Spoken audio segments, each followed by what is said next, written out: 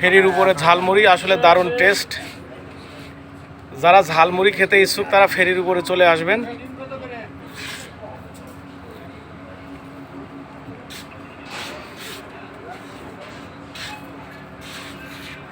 আপনি কত বছর ধরে ঝালমুড়ি বিক্রি করছেন? 16 বছর।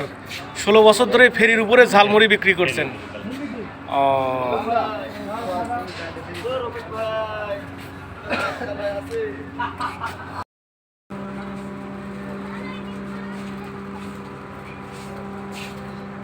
Adem, Din.